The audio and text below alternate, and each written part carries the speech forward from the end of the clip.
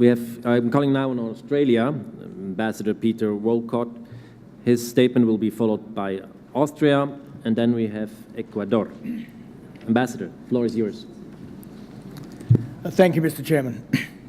Excellencies, heads of delegations, distinguished guests and participants, Australia is pleased to be part of the global platform. It is an appropriate time for the international community to share ideas, especially with a new international agreement for disaster risk reduction beginning to take shape. Over the past decade, disasters are reported to have claimed over 1 million lives, affected more than 2.5 billion people and caused economic loss totaling over 1 trillion worldwide.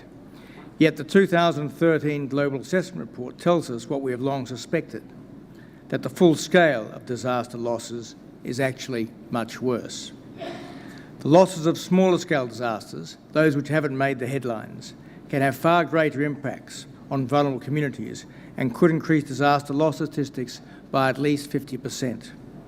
We face a significant challenge in reducing disaster losses.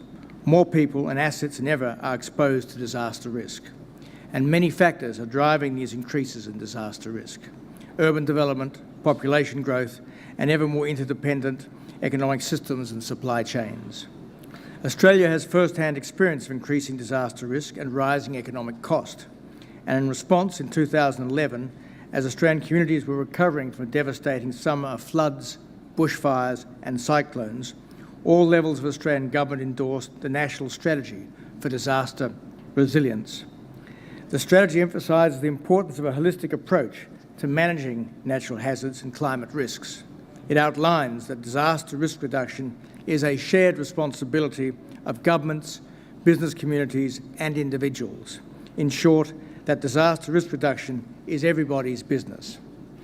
We are working to improve risk-informed decision-making, which we believe is at the heart of disaster risk reduction.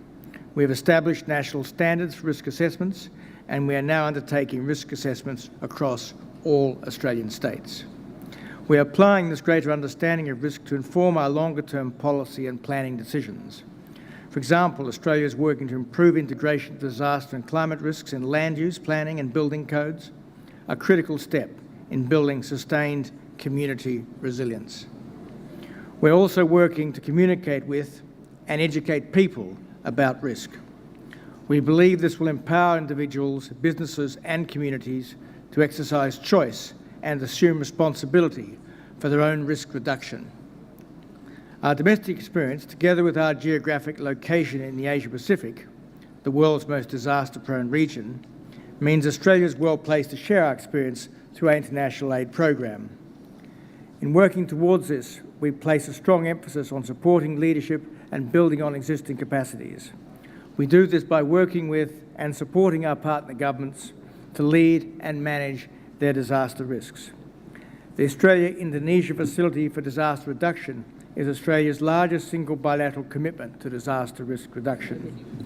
This partnership between the governments of Australia and Indonesia reflects Indonesia's impressive commitment to reducing the impacts of disasters through increased budget, strong partnerships with civil society, donors and multilaterals, and enhanced disaster risk management plans that better protect all Indonesians.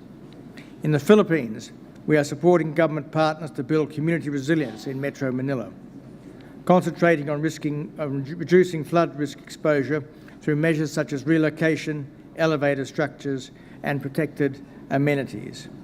And in the Pacific, this year, AusAid launched the Pacific Risk Resilience Program to help communities and local governments together identify and manage natural disaster and climate change risks and incorporate risk reduction policies, plans and budgets. Australia is firmly committed to integrating disaster risk reduction across all our development and humanitarian programs. We believe that disaster risk reduction is an integral component of sustainable development. It not only saves lives and livelihoods, but is necessary to protect hard-won poverty reduction and development gains, including progress towards the Millennium Development Goals.